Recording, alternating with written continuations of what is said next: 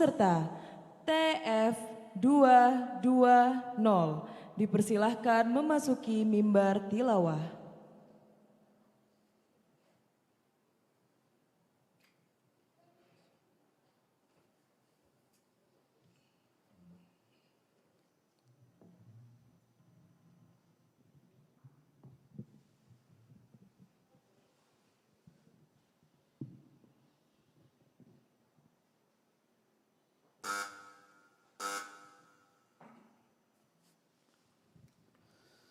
أعوذ بالله من الشيطان الرجيم. بسم الله الرحمن الرحيم. أن كان ذا مال وبنين.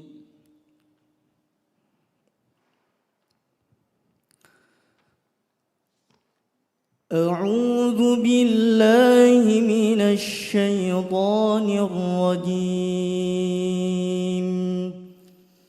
بسم الله الرحمن الرحيم. أن كان ذا مال وبنين إذا تتلى عليه آياتنا قال أساطير الأولين.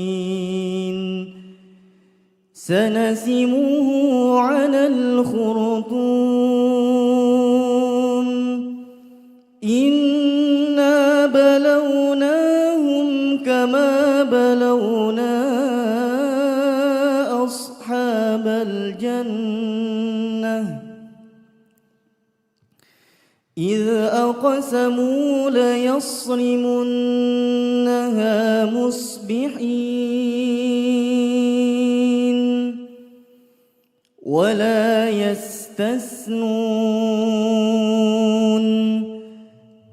فطاف عليها طائف من ربك وهم نائمون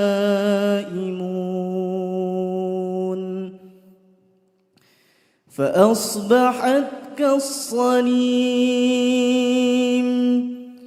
فتنادوا مصبحين أن اغدوا على حرثكم إن كنتم صارمين فانطلقوا وهم يتخافتون ألا يدخلنها اليوم عليكم مسكين وغدوا على حرد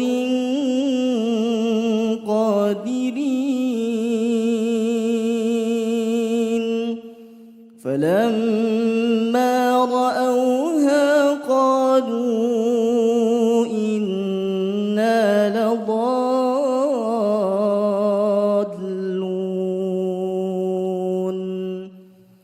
بل نحن محرومون قال أوسطهم ألم أقل لكم لولا تسبحون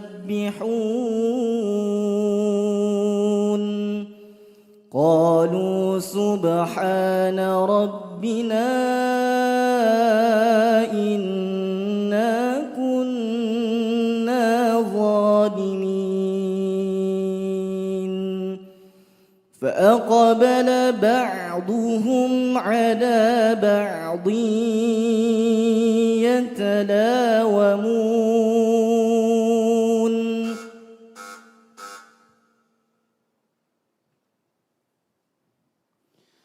قل يا أهل الكتاب لستم على شيء حتى تقيموا التوراة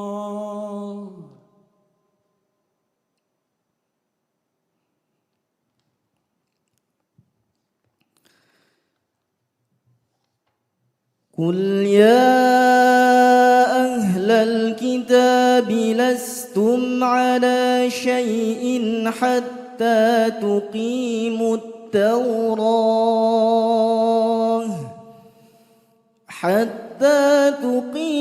التوراة والإنجيل وما أنزل إليكم من ربكم وليزيدن كثيرا منهم ما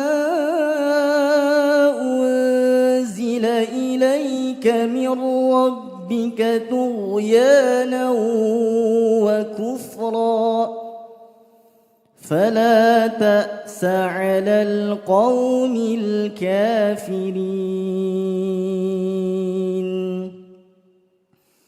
إن الذين آمنوا والذين هادوا والصابئون والنصارى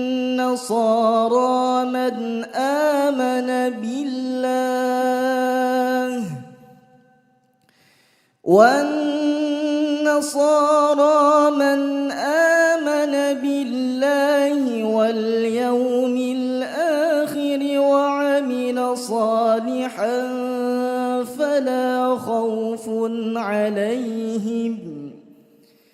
فلا خوف عليهم ولا هم يحزنون لقد أخذنا ميثاق بني إسرائيل وأرسلنا إليهم رسلا كلما جاءهم رسول بما لا تهوى أنفسهم فريقا كذبوا وفريقا يقتلون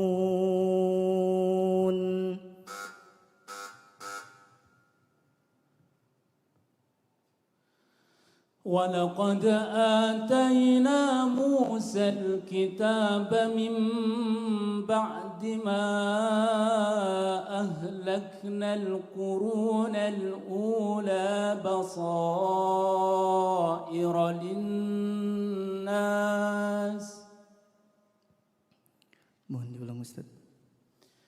ولقد آتينا موسى الكتاب من بعد ما أهلكنا القرون الأولى بصائر للناس.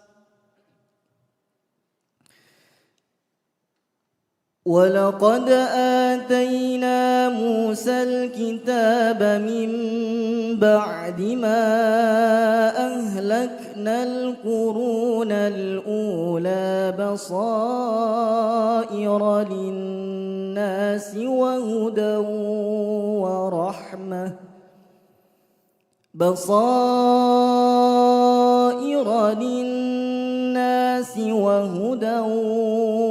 ورحمة لعلهم يتذكرون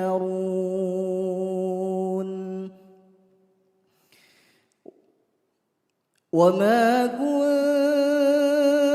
بجانب الغربي إذ قضينا إلى موسى الأمر وما كنت من الشاهدين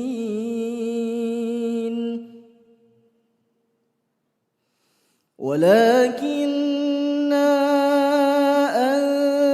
أنشأنا قرونا فتطاول عليهم العمر وما كنت ثاويا في أهل مدين تتلو عليهم آياتنا ولكننا كنا مرسلين وما كنت بجانب الطور إذ نادينا ولكن رحمة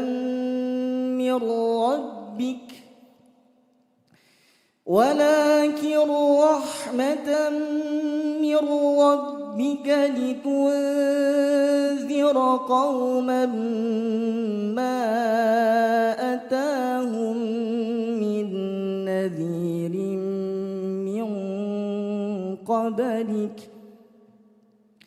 من قبلك لعلهم يتذكرون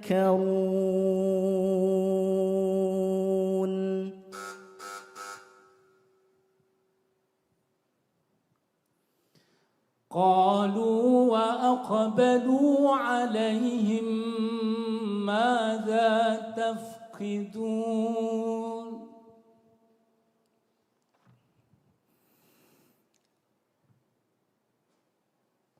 قالوا وأقبلوا عليهم ماذا تفقدون قالوا نفقد صواع الملك ولمن جاء به حمل بعير وأنا به زعيم قالوا تالله لقد علمتم ما جئنا لنفسد في الأرض وما كنا سارقين قالوا فما جزاؤه إن كنتم كاذبين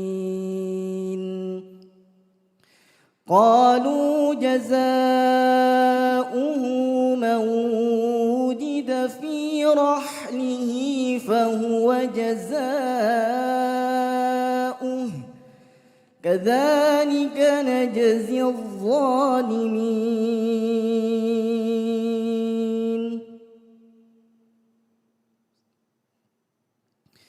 فبدأ بأوعيتهم قبل وعاء أخيه ثم استخرجها من وعاء أخيه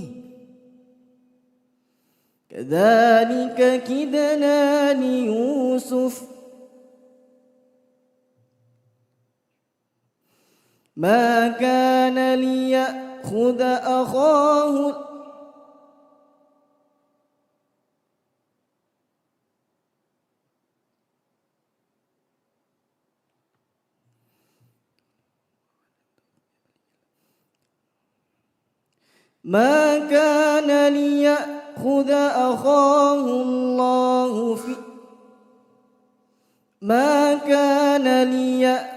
أخاه في دين الملك إلا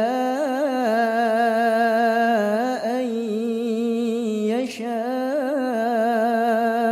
الله نرفع درجات من نشاء وفوق كل ذي علم عليم.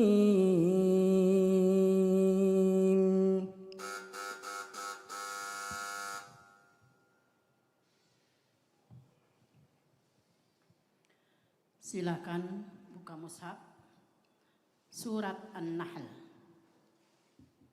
Perhatikan ayat 4 sampai ayat 6. Silakan dibaca.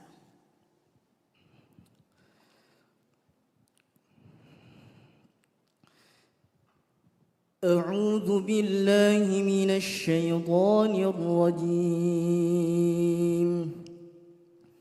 بسم الله الرحمن الرحيم. خلق الإنسان من نطفة فإذا هو خصيم مبين والأنعام خلقها لكم فيها دفء ومنافع ومنها تأكلون ولكم فيها جمال حين تريحون وحين تسرحون. Iya. Jelaskan makna kosakata di bawah ini. Nutfah, Nutfah, sperma, air mani. khosim, Khosim, pembantah. dif'un, Dif'un, sesuatu yang menghangatkan. turih, Turihu, ketika membawanya kembali dari penggembalaan. tasrahun, Tasrahun, membawanya pulang dari melepaskannya ke penggembalaan. Berikutnya terjemahkan ayat-ayat tadi ke dalam bahasa Indonesia yang baik dan benar. Silakan. Bismillahirrahmanirrahim. Khalaqal insana min nutfatin fa idza huwa khasimun mubin. Allah Subhanahu wa taala telah menciptakan manusia dari air yang hina, dari sperma, fa idza huwa khasimun mubin. Lalu kemudian tiba-tiba ia menjadi pembantah yang nyata. Wal an'ama khalaqaha, dan Allah Subhanahu wa taala juga menciptakan hewan ternak, lakum fiha, untuk kalian di dalamnya dif'un, terdapat sesuatu yang menghangatkan, wa manafi'u, dan berbagai manfaat, wa minha ta'kulun, dan daripadanya kalian makan, kau makan.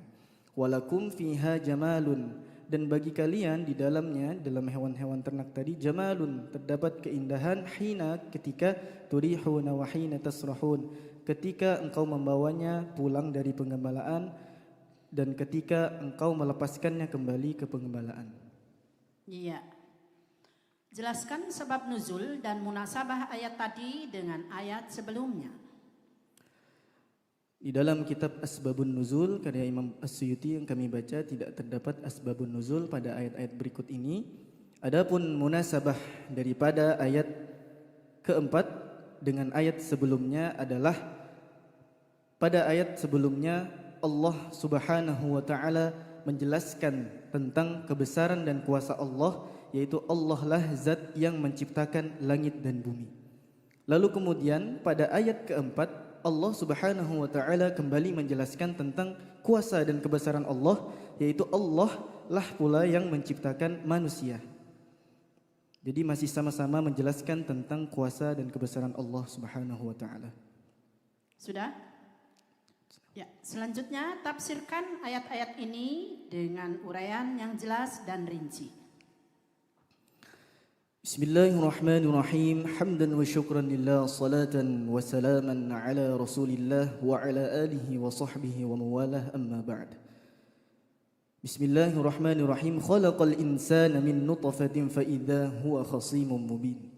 Pada ayat yang keempat ini Allah Subhanahu wa taala menjelaskan bahwasannya Allah lah yang menciptakan manusia min nutfah, dari air sperma, dari air yang hina. Di dalam ayat lain Allah Subhanahu wa taala menjelaskan mimma immahin mimma indafiqa fa idza huwa khasimun mubin.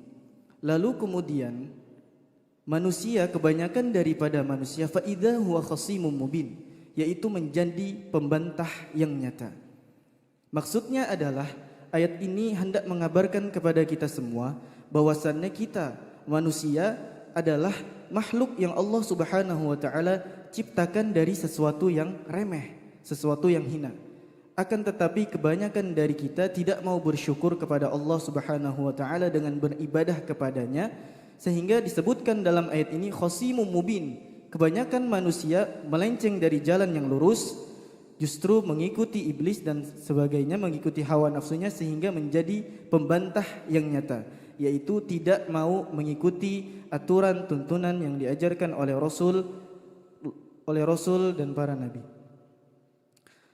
Lalu kemudian mengapa di sini disebut khosimum mubin, pembantah yang nyata?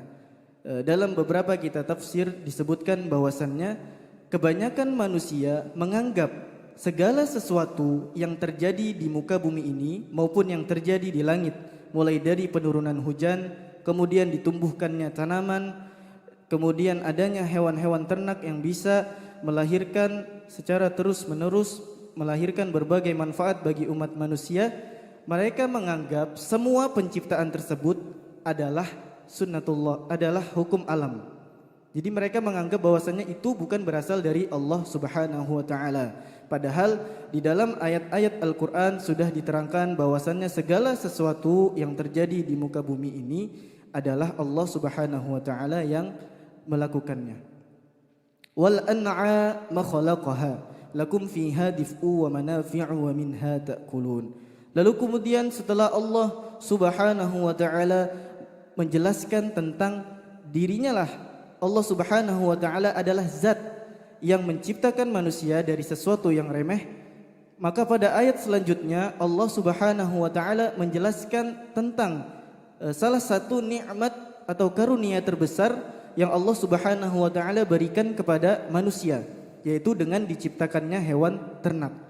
Yang dimana al-an'am di sini di dalam Al-Qur'an disebutkan di dalam kitab tafsir bahwasannya hewan ternak atau al-an'am adalah hewan yang ditundukkan oleh Allah Subhanahu wa taala. Oleh karena itu di dalam ayat selanjutnya disebutkan terdapat wal khayla wal bighala wal hamir. Lalu kemudian di dalam ayat lain juga disebutkan di dalam surah Yasin wa dhallalnaha lahum faminha raqubuhum wa minha ya'kulun, yang mempunyai semangat yang sama dengan ayat kelima ini. Bahwasannya hewan-hewan ternak telah Allah Subhanahu wa taala tundukkan sehingga kita sebagai manusia bisa mengambil manfaat daripadanya. Lakum fiha dif'un. Di sini disebutkan yang pertama bahwasannya manfaat yang bisa kita ambil daripada hewan ternak adalah sesuatu yang menghangatkan. Yaitu apa? Yaitu bulu domba dan seterusnya, yang dimana kita sebagai manusia telah kita nikmati bersama sampai saat ini. Ketika kita berada di dalam musim dingin, cuaca yang dingin, kita bisa menggunakan selimut yang itu semua berasal dari bulu-bulu hewan. Wa manafi', dan di dalam hewan ternak terdapat berbagai manfaat. Disebutkan di dalam ayat ke-7 dan ayat ke-8, wa tahmilu athqalakum ila baladil lam takunu balighihi illa bisyiqqil anfus. Hewan-hewan ternak Allah Subhanahu wa taala ciptakan untuk mengangkut beban-beban yang apabila kita mengangkut beban tersebut maka tidaklah kita sampai kepada suatu tempat tujuan melainkan dengan kesusahan diri. Wal khayla wal bighala wal hamira litarukabuha. Dan Allah Subhanahu wa taala menciptakan kuda, keledai dan seterusnya untuk kita tunggangi sehingga kita bisa lebih mudah dalam menjalani aktivitas sehari-hari. Wa minha ta'kulun. Telah kita ketahui bersama bahwasannya dari berbagai macam hewan ternak, contohnya sapi, kita bisa mengambil dagingnya, kemudian ayam kita bisa mengambil telurnya dan seterusnya, yang dimana seluruh yang ada di dalam hewan ternak bisa kita ambil sebagai manfaat dalam kehidupan sehari-hari dan juga sebagai makanan bagi kita semua. Ya. Berikutnya, jawablah pertanyaan ini. Ada dua macam cara Allah menciptakan manusia, yaitu penciptaan yang disebut produksi dan reproduksi. Jelaskan masing-masing dan sebutkan ayat Quran yang terkait. Bismillahirrahmanirrahim. Yang pertama untuk produksi, yaitu penciptaan manusia pertama yaitu Nabi Adam. Allah Subhanahu wa taala telah sebutkan di dalam surah Al-Hijr ayat ke-26 bahwasannya Nabi Adam diciptakan oleh Allah Subhanahu wa taala dari tanah liat. Wa laqad khalaqnal insana min salsalin min hama'in masnun. Lalu kemudian setelahnya keturunan Nabi Adam disebutkan di dalam surah Al-Mu'minun bahwasannya reproduksi manusia diawali dari nutfah atau air mani, disebutkan ثم جعلناه نطفة في قرار مكين ثم خلقنا النطفة علقة فخلقنا العلقة مضغة فخلقنا المضغة عظاما فكسونا العظام لحما ثم أنشأناه خلقا آخر. Ya. Selanjutnya yang terakhir pelajaran yang bisa diambil dari ayat tadi.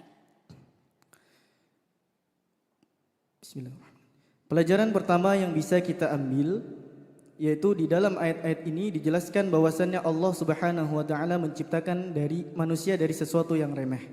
Oleh karena itu kita sebagai manusia tidak patut untuk sombong, melainkan kita harus mensyukuri keberadaan kita di dunia dengan senantiasa beribadah kepada Allah Subhanahu wa taala. Pelajaran yang kedua, diciptakannya hewan ternak, sehendaknya kita bisa mengambil manfaat dari hewan ternak tersebut dengan semaksimal mungkin dan optimal sehingga kita bisa menjalani kehidupan sehari-hari dengan lebih maksimal. Lalu kemudian yang terakhir, Allah Subhanahu wa taala tidak hanya memperhatikan unsur kebermanfaatan akan tetapi Allah juga memperhatikan unsur keindahan. Walakum fiha jamalun hina turihuna wa hina tusbihun. Mabruk. Bitaufiq wan najah insyaallah. Wallahu a'lam bishawab. Shadaqallahul azim.